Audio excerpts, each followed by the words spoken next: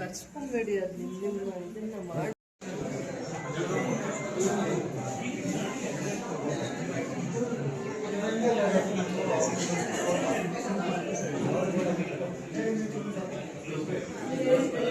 ನಾಡಪ್ರಭು ಕೆಂಪೇಗೌಡರ ಜಯಂತಿಯನ್ನ 517ನೇ ಜಯಂತಿಯನ್ನು ನಾವು ಆಚರಣೆ ಮಾಡ್ತಾ ಇದ್ದೀವಿ. ಈ ಶುಭ ಸಂದರ್ಭದಲ್ಲಿ ವೇದಿಕೆ ಇರತಕ್ಕಂತ ಗಣ್ಯರನ್ನ ಸ್ವಾಗತ ಮಾಡ್ತಾ ಇದ್ದಾರೆ. ಸರ್ಕಾರಿ ನೌಕರ ಸಂಘದ ಅಧ್ಯಕ್ಷರಾಗಿರ್ತಕ್ಕಂಥ ನರಸಿಂಹಮೂರ್ತಿ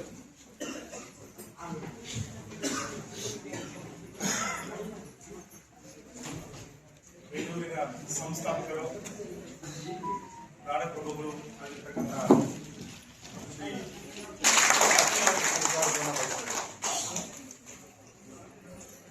ಈ ಒಂದು ಕಾರ್ಯಕ್ರಮದಲ್ಲಿ ಈ ಕಾರ್ಯಕ್ರಮದ ರೂವಾರಿಗಳು ಆಗಿರ್ತಕ್ಕಂಥ ತಾಲೂಕು ದಂಡಾಧಿಕಾರಿಗಳು, ತಹಸೀಲ್ದಾರರು ಆಗಿರ್ತಕ್ಕಂತಹ ತಾಲೂಕು ಕಾರ್ಯನಿರ್ವಹಿಸುತ್ತಿದ್ದಾರೆ. ಈ ಕಾರ್ಯಕ್ರಮದಲ್ಲಿ ಉಪಸ್ಥಿತರಿರ್ತಕ್ಕಂಥ ಮುಖಂಡರು ಆಗಿರ್ತಕ್ಕಂಥ Shri S N Rajagopal Gowda sir ಕೂಡ ಈ ಕಾರ್ಯಕ್ರಮ ಈ ಒಂದು ಕಾರ್ಯಕ್ರಮ ಜೊತೆಗೆ ನಮ್ಮ ಸಿಡಿಪಿ ಅವರಾಗಿರ್ತಕ್ಕಂಥ ಶ್ರೀ ರಾಜೇಶ್ ಅವರು ಕೂಡ ಈ ಒಂದು ಕಾರ್ಯಕ್ರಮದಲ್ಲಿ ಉಪಸ್ಥಿತರಿದ್ದಾರೆ.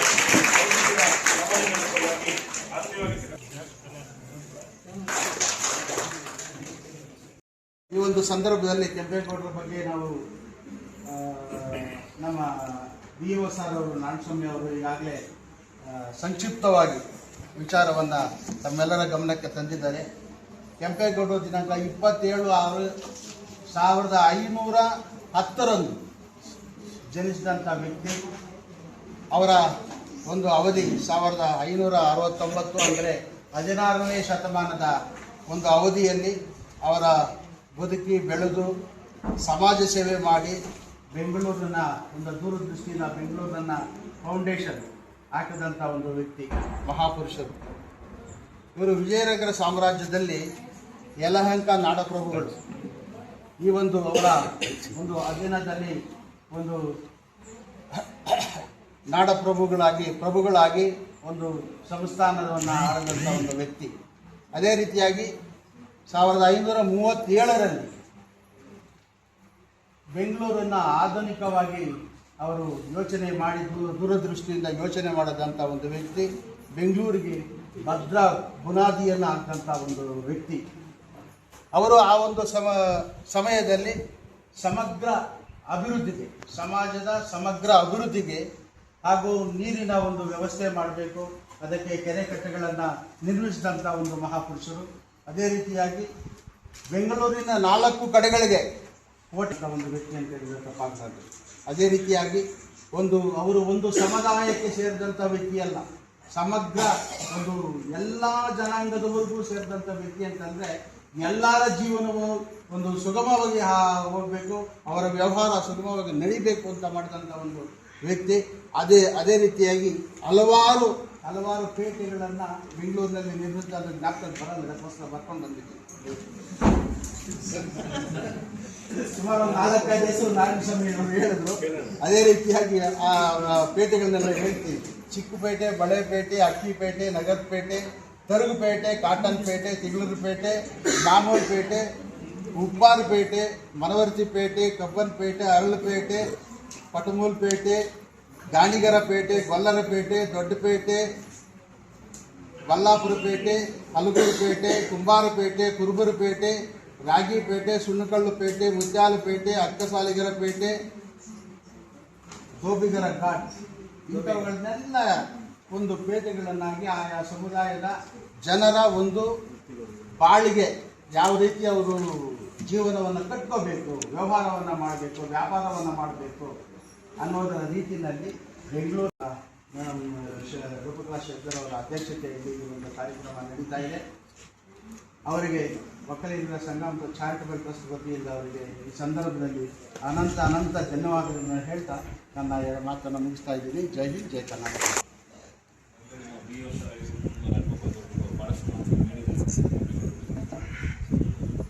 ಭಾಳಷ್ಟು ಪೇಟೆಗಳನ್ನ ಕಟ್ಟಿದ್ದಾರೆ.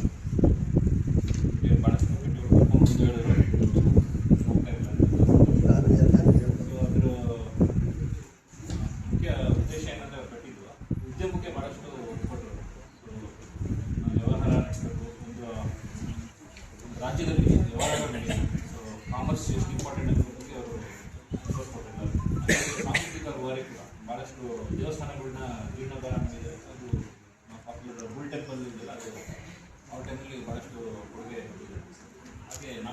ಟವರ್ಗಳನ್ನ ಕಟ್ತಾರೆ. ಬೆಂಗಳೂರು ಔಟರ್ ಬೌಂಡ್ರೀಸ್ನ ಗಡಿ ಭಾಗ ಗುರುತಿಸುತ್ತೆ ವಾಚ್ ಟವರ್ಸ್ ಅಂತ ಇವಾಗಲೂ ನಿರ್ಮಿಸಿದ್ದಾರೆ. ಭಾಳಷ್ಟನ್ನ ಬೆಂಗಳೂರು ಆಕರ್ಷಣೀಯ ಸ್ಥಳ. ಭಾಳಷ್ಟು ಬಂದಾಗ ಅದೆಲ್ಲ ವಿಸಿಟ್ ಮಾಡೋದು ಈ ನಿಟ್ಟಿನಲ್ಲಿ ಅವರ ಕೊಡುಗೆ ಅಪಾರ.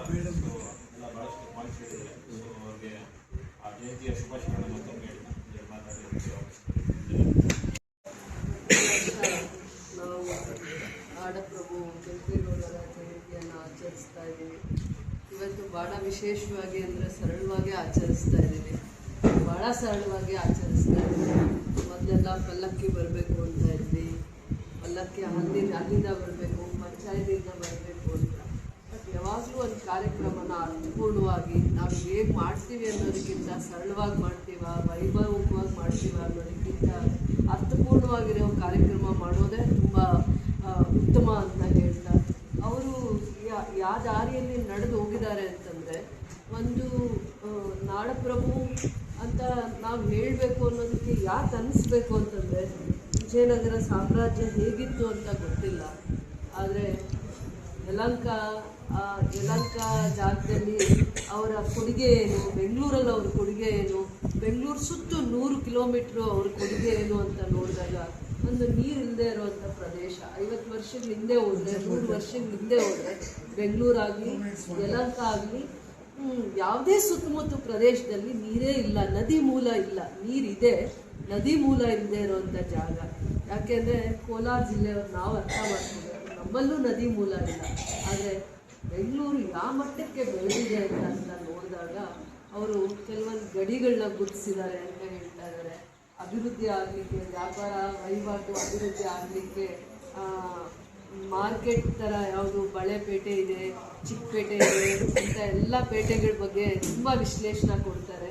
ಅಂದರೆ ಒಂದು ಕುಲ ಕಸಬು ಅಂತ ಇರ್ತಾಯಿತ್ತು, ಅವರೆಲ್ಲ ಬಂದು ಆ ಜಾಗದಲ್ಲಿ ಕುಲ ಕಸಬನ್ನು ಅಭಿವೃದ್ಧಿ ಮಾಡಿಕೊಳ್ಳಿ ಅಂತ ಅಂದ್ಬಿಟ್ಟು ಪ್ರತಿಯೊಂದು ಕಸುಬುದಾರರಿಗೂ ಜಾಗ ಮತ್ತು ಅವ್ರ ಉತ್ಪನ್ನಗಳಿಗೆ ಮಾರ್ಕೆಟ್ ಬೇಡಿಕೆ ಬೇಕು ಅಂದರೆ ಇಲ್ಲಿ ಬರಬೇಕು ಅನ್ನೋವಂಥದ್ದು.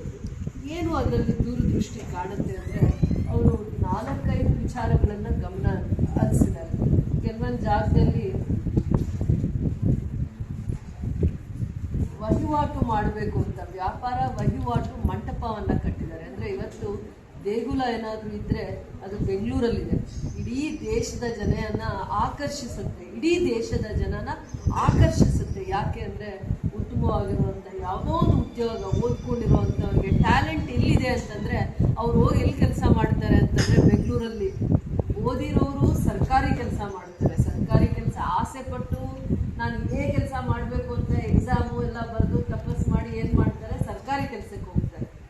ಬನ್ನಿ ಒಳಗಡೆ, ಸರ್ಕಾರಿ ಕೆಲಸಕ್ಕೆ ಹೋಗ್ತಾರೆ.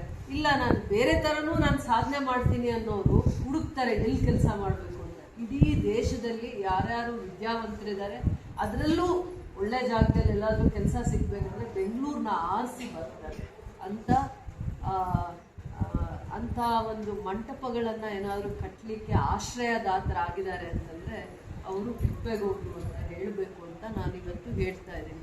ಯಾರು ಇಂಥ ಉದ್ಯೋಗ ಸೃಷ್ಟಿ ಮಾಡೋ ಪರಿಕಲ್ಪನೆ ಯಾರಲ್ಲೂ ಇಲ್ಲ. ಇವತ್ತು ನಾವು ಎಷ್ಟೊಂದು ಸರ್ಕಾರಗಳನ್ನ ನಮ್ಮ ಕಣ್ಮುಂದೆ ನೋಡ್ತೀವಿ, ತುಂಬ ಬುದ್ಧಿವಂತಿಕೆಯಿಂದ ಮಾತಾಡ್ತಾರೆ, ತಿಳುವಳಿಕೆಯಿಂದ ಮಾತಾಡ್ತಾರೆ. ಆದರೆ ನಮ್ಮಲ್ಲಿ ಯುವಕರಿದ್ದಾರೆ, 20ರಿಂದ 25 ವರ್ಷದಿಂದ 45-55 ವರ್ಷವರೆಗೂ ಆ ದುಡಿಯೋರಿಗೆ ಉದ್ಯೋಗ ಕೊಡಬೇಕು, ಅಂಥ ನೆಲನ ಸೃಷ್ಟಿ ಮಾಡಬೇಕು, ಅಂಥ ಚಾಕಚಕ್ಯತೆ ನೋಡಬೇಕು ಅಂತಂದಾಗ ಇಲ್ಲ.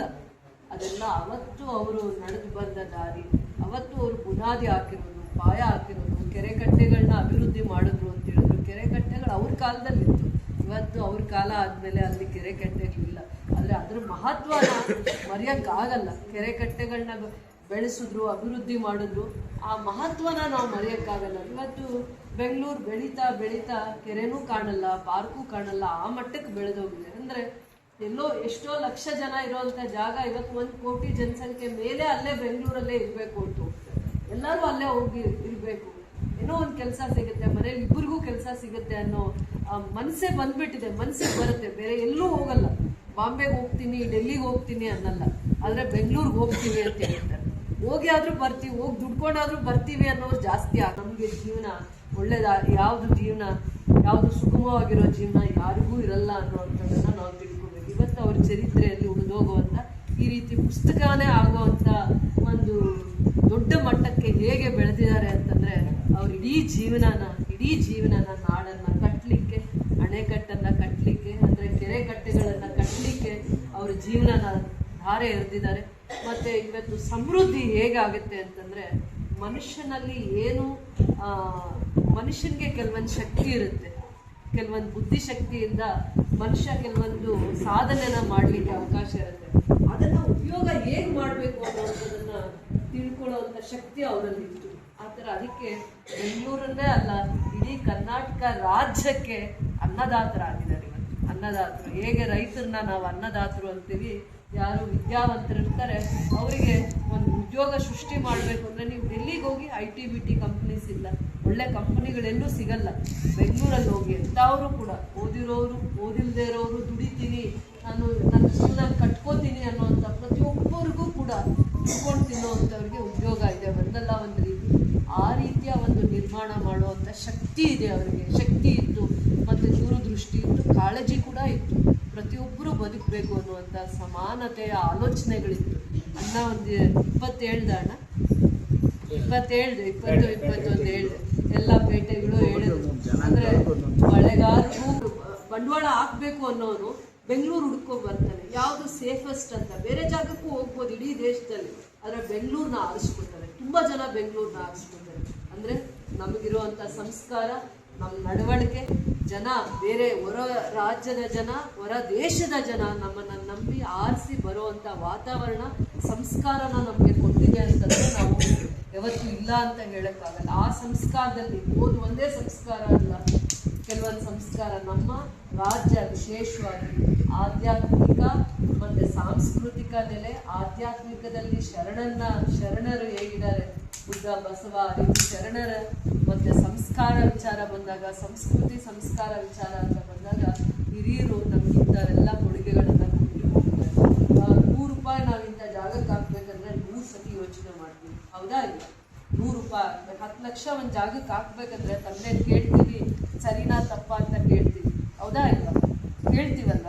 ಮತ್ತು ಬೆಂಗಳೂರಲ್ಲಿ ಎಲ್ಲೂ ನಿಮ್ಗೆ 10 ಲಕ್ಷ ಅಥವಾ 1 ಕೋಟಿ ಕೊಟ್ಟರು ಒಂದು ಚಿಕ್ಕ ಜಾಗ ಸಿಗಲ್ಲ.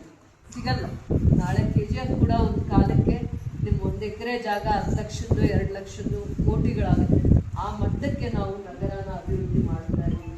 ನಗರನ ಅಭಿವೃದ್ಧಿ ಮಾಡೋ ದೃಷ್ಟಿಕೋನ ಏನಂದರೆ, ಒಬ್ಬ ರೈತನಿಗೂ ನಾಳೆ ಬೆಲೆ ಬರಬೇಕು, ಯಾವುದೇ ಜಮೀನಿದ್ರೂ ಆ ಜಮೀನಿಗೂ ಬೆಲೆ ಬರಬೇಕು. ಆ ರೀತಿಯ ನಾವು ರೋಡ್ ಇನ್ಫ್ರಾಸ್ಟ್ರಕ್ಚರ್ನ ಕೊಡ್ತಾ ಇದ್ದೀವಿ. ಯಾರೇ ನಾಳೆ ಇನ್ವೆಸ್ಟರ್ ಬಂದರೂ ಕೂಡ KGF ಅಲ್ಲಿ ಏನಿದೆ ಅಂದರೆ ಎಲ್ಲ ಒಳ್ಳೆಯದೇ ಇದೆ, ಏನೂ ಕೆಟ್ಟದ್ದು ಇಲ್ಲವೇ ಇಲ್ಲ, ಇರೋದೆಲ್ಲ ಒಳ್ಳೆಯದೇ ಅನ್ನೋ ಮನಸ್ಥಿತಿ ಅವರಿಗೆ ಬಂದು ಇಲ್ಲಿ ಬರ್ತಾರೆ. ಭಾಳ ಜನ ಬರ್ತಾರೆ. ನಾನು ಇರಲಿ ಇಲ್ಲದೆ ಹೋಗಲಿ, ಮುಂದೆ ಭವಿಷ್ಯದಲ್ಲಿ 5 ವರ್ಷ 10 ವರ್ಷ 20 ವರ್ಷ ಆದಮೇಲೆ ನೀವು ನೋಡಿ ಹೇಗಿರುತ್ತೆ ಅಂತಂದ್ಬಿಟ್ಟು. KGFಗೂ ಒಂದು ಕಾಲಕ್ಕೆ ಮೆಟ್ರೋ ಕನೆಕ್ಟಿವಿಟಿ ಬರುತ್ತೆ. ಮೆಟ್ರೋ ಕನೆಕ್ಟಿವಿಟಿ ಇವತ್ತು ಬರೀ ಬೆಂಗಳೂರಲ್ಲಿ ನೋಡ್ತಾ ಇದ್ದೀವಿ. ನಾಳೆ ಬರೋವಂಥ ದಿನಗಳಲ್ಲಿ ಎಷ್ಟು ಇಂಡಸ್ಟ್ರೀಸ್ ಬಂದಿರುತ್ತೆ, ಎಜುಕೇಷನ್ ಹಬ್ಸ್ ಬಂದಿರುತ್ತೆ. ಅದ್ರ ಪರ್ಯಾಯವಾಗಿ ಯಾವ ರೀತಿ ಕನೆಕ್ಟಿವಿಟಿ ಕೊಡ್ತಾರೆ ಅಂದರೆ, ಇವಾಗ ನಾವು ಟ್ರೈನ್ ಯಾವ ರೀತಿ ಇದ್ದೀವಿ, ನಾಳೆ ಮೆಟ್ರೋ ಸರ್ವಿಸಸ್ ಬರುತ್ತೆ. ಮೆಟ್ರೋಪಾಲಿಟನ್ ಸಿಟಿ ಅಂತ ಕನ್ಸಿಡರ್ ಮಾಡಿ ಇಲ್ಲಿಗೂ ಕೂಡ ಮೆಟ್ರೋ ಸರ್ವಿಸಸ್ ಬರುತ್ತೆ. ಅಂದರೆ ಇದು ನನ್ನ ದೂರದೃಷ್ಟಿ, ನನ್ನ ಆಲೋಚನೆಗೆ ಬಂದಿರುವಂಥ ದೂರದೃಷ್ಟಿ ಇದೆಲ್ಲರೂ. ಈ ರೀತಿಯ ಒಂದು ನಗರ ಇರಬೇಕು ಅಂದರೆ ಸುರಕ್ಷಿತವಾಗಿರುವಂಥ ನಗರ.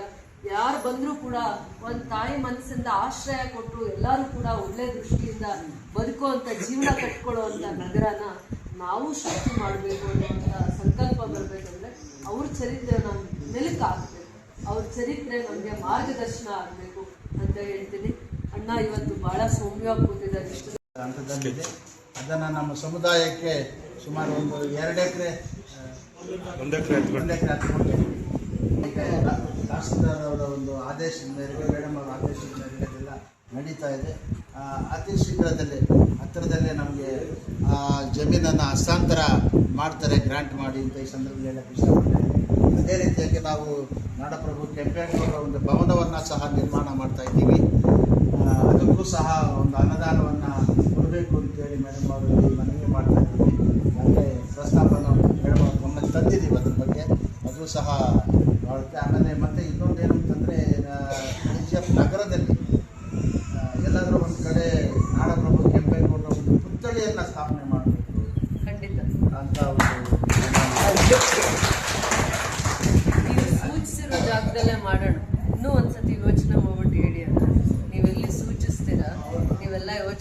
ಮಾಡಿ ಮಾತಾಡ್ಕೊಂಡು ಹೇಳಿ ಆ ಜಾಗದಲ್ಲಿ ಒಂದು ಒಳ್ಳೆಯ ಪುತ್ತಳಿ ಒಂದು ಮಾಡಿ ಅದು ಮಾಡಿ ಚೆನ್ನಾಗಿರುತ್ತೆ. ಮತ್ತು ನಮ್ಮ ಕ್ಷೇತ್ರದಲ್ಲಿ ಹಲವಾರು ಮೇಡಮ್ ಅವರ ಒಂದು ನೇತೃತ್ವದಲ್ಲಿ ಹಲವಾರು ಅಭಿವೃದ್ಧಿ ಕಾರ್ಯಗಳು ನಡೀತಾ ಇದೆ ಅಂತ ಹೇಳಿದ್ರಪ್ಪ.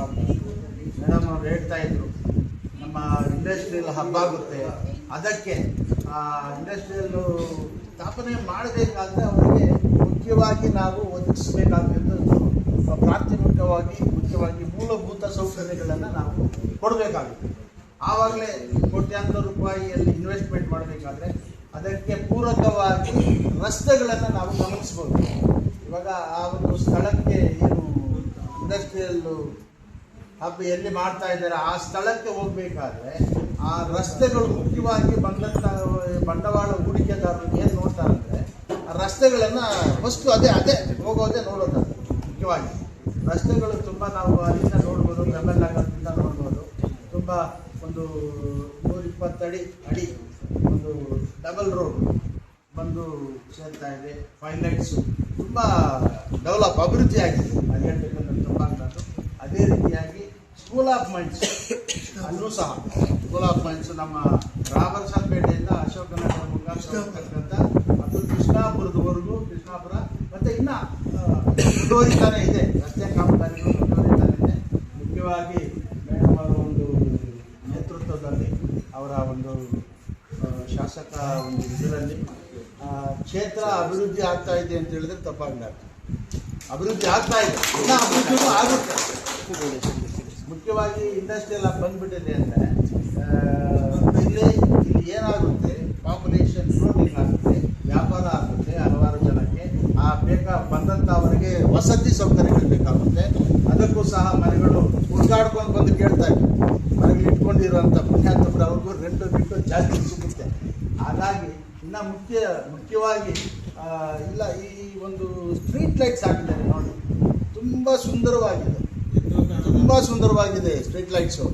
ಇಲ್ಲಿಂದ ರಾಬರ್ಸನ್ಪೇಟೆಯಿಂದ ಹಿಡಿದು ಇದ್ರವರೆಗೂ ಸ್ಕೂಲ್ ಆಫ್ ಮೈನ್ಸ್ವರೆಗೂ ಮತ್ತು ಆಂಡ್ರಸನ್ಪೇಟೆವರೆಗೂ ಮತ್ತು ಇಲ್ಲಿ ನಮ್ಮ ಕೋರ್ಟ್ ಮುಂದ್ಗಡೆ ಡಾಕ್ಟರ್ BR ಅಂಬೇಡ್ಕರ್ ಅವರ ಒಂದು ರಸ್ತೆ ಅಲ್ಲಿ ಇದ್ರವರೆಗೂ ರೈಲ್ವೆ ಸ್ಟೇಷನ್ವರೆಗೂ ಬೆಮ್ಮೆಲ್ಲು ತುಂಬ ಅಭಿವೃದ್ಧಿ ಆಗ್ತಾ ಇದೆ ಅಂತ ಹೇಳಿದ್ರೆ ತಪ್ಪಾಗಲಾರ್ದು. ನಾವೆಲ್ಲ ಸಹ ಅವರಿಗೆ ಸಹಕಾರ ಕೊಡಬೇಕು ಪ್ರತಿಯೊಂದು ವಿಚಾರದಲ್ಲೂ, ಅಭಿವೃದ್ಧಿ ವಿಚಾರದಲ್ಲಿ. ಸಹ ನಿಮ್ಮ ಜೊತೆಗೆ ನಾವೆಲ್ಲ ಇರ್ತೀವಿ ನಮ್ಮ ಸಮುದಾಯ ಅಂತ ಈ ಸಂದರ್ಭದಲ್ಲಿ ಹೇಳೋಕ್ಕೆ ಇಷ್ಟಪಡ್ತಾ ಇದ್ದೀವಿ. ವ್ಯಾಪಾರ ವಹಿವಾಟು ಜಾಸ್ತಿ ಆದಮೇಲೆ ನಮ್ಮ ಮಾರ್ಕೆಟ್ ಅಷ್ಟೊಂದು ಆರೋಗ್ಯವಾಗಿರೋ ಪರಿಸ್ಥಿತಿಯಲ್ಲಿಲ್ಲ. ಇರೋ ಜಾಗ ಉಪಯೋಗ ಮಾಡಿಕೊಂಡು ಅಲ್ಲಿ ಕಾಂಪ್ಲೆಕ್ಸ್ನೆಲ್ಲ ಯಾಕೆ ಹೀಗೆ ಮಾಡ್ತಾ ಇದ್ರು, ಅದು 1-1.5 ವರ್ಷ ಬೇಕಾಗುತ್ತೆ. ಅವೆಲ್ಲ ದೂರದೃಷ್ಟಿ ಇಂಡಸ್ಟ್ರಿಗೆ ಬರ್ತಾ ಇದೆ ಅಂತ. ಇಂಡಸ್ಟ್ರಿ ಜೊತೆ ಸೇಫ್ಟಿ ಮೆಷರ್ಸ್ ಕೊಡೋದಕ್ಕೆ ಇಲ್ಲೇ 1,000 ಜನ ಪೊಲೀಸ್ ಟ್ರೈನಿಂಗ್ ಮಾಡುವಂಥ IRB ಕ್ಯಾಂಪಸ್ ಕೂಡ ಮಾಡಿದ್ದಾರೆ. ಅದಕ್ಕೆ ಫ್ರೀಯಾಗಿ 100 ಎಕರೆ ಜಾಗ ಕೊಟ್ಟಿದ್ದೀವಿ. ಇವೆಲ್ಲ ಒಂದೇ ದಿನದ ಕನಸಲ್ಲ, ಹಂತವಾಗಿ 10 ವರ್ಷಗಳ ಪ್ರಯತ್ನದಲ್ಲಿ ನಮ್ಮ KGFಗೆ ಒಂದು ಕೊಡುಗೆಯಾಗಿ ಸಿಕ್ಕಿರುವಂಥದ್ದು. ಸರ್ಕಾರ ಕೂಡ ಸ್ಪಂದಿಸಿದ್ದು. ಎಲ್ಲೋ ಮೂಲೆ ಗುಂಪಾಗಿದ್ದಂಥ KGF ಕ್ಷೇತ್ರನ ಹಂತವಾಗಿ ಗುರುತಿಸಿ ಅವಕಾಶ ಕೊಟ್ಟಿದ್ದಾರೆ. ಸೇವೆ ಮಾಡೋದು ಜನ ಹೇಗೆ ಅವಕಾಶ ಕೊಟ್ಟಿದ್ದಾರೆ, ಸರ್ಕಾರನೂ ಹಂತವಾಗಿ ನಮ್ಮ ಬೇಡಿಕೆಗಳಿಗೆ ಸ್ಪಂದಿಸ್ತಾ ಬಂದಿದೆ. ಸೊ ಇವೆಲ್ಲನೂ ಆಗಲಿಕ್ಕೆ ಒಂದು ಕಾಲಾವಕಾಶ ಬೇಕಾಗುತ್ತೆ. ಅದಾದಮೇಲೆ ನಮ್ಮಲ್ಲಿ ಓದಿರೋವಂಥ ಮಕ್ಕಳು ದೂರ ಎಲ್ಲೂ ಹೋಗಿ ಕೆಲಸ ಮಾಡೋ ಅವಕಾಶ ಇರಲ್ಲ. ಇಲ್ಲೇ ಒಳ್ಳೆ ಉದ್ಯೋಗ ಸಿಗ್ಬೋದು ಅಂತಂದ್ಬಿಟ್ಟು ಒಳ್ಳೆ ಎಜುಕೇಷನ್ ಇನ್ಸ್ಟಿಟ್ಯೂಷನ್ಸ್ನು ಡೆವಲಪ್ ಮಾಡೋದಕ್ಕೆ ನಮ್ಮ ಪ್ರಯತ್ನ ಮಾಡ್ತಾ ಇದ್ವಿ. ಪ್ರೇರಣೆ ಆಗಿದ್ದಾರೆ ನಿರ್ಮಲಾನಂದ ಸ್ವಾಮಿಯವರು. ನಾನು ಭಾಳ ಚಿಕ್ಕವಳಿದ್ದಾಗ ಅವರ ಆಶೀರ್ವಾದ ತಗೊಳಕ್ಕೆ ಹೋಗಿದ್ವಿ. ಅದು ಅಲ್ಲ, ನನ್ನ ಅಣ್ಣ ಒಬ್ಬರನ್ನ ಆದಿಚುಂಚನಗಿರಿಯಲ್ಲಿ ಮೆಡಿಕಲ್ ಕಾಲೇಜಿಗೆ ಸೇರಿಸಕ್ಕೆ ಹೋದಾಗ ಆ ಗುರುಗಳ ಹತ್ರ ಆಶೀರ್ವಾದ ಕೊಡಿಸೋದಕ್ಕೆ ನನ್ನ ತಂದೆ ಕರ್ಕೊಂಡು ಹೋಗಿ ನಾನು ಇನ್ನೇನೋ ಆಗ್ತೀನಿ ಅಂದ್ಕೊಂಡ್ರೆ ರಾಜಕಾರಣಿ ನಮ್ಮ ಅಣ್ಣ ಒಬ್ಬರನ್ನ ಮೆಡಿಕಲಲ್ಲಿ ಸೇರಿಸೋದಕ್ಕೆ ಕರ್ಕೊಂಡು ಹೋದಾಗ ನಾನು ಅವ್ರ ದರ್ಶನ ಮಾಡೋಕ್ಕೆ ಹೋಗಿದ್ದೆ. ಹಾಗೆ ಯಾರು ಏನಾಗ್ತೀವೋ ಗೊತ್ತಿಲ್ಲ, ಆದರೆ ಗುರುಗಳ ಆಶೀರ್ವಾದ ಇವತ್ತು ಕೈಲಿ ಅಂತ ಆಗ್ಬೋದು.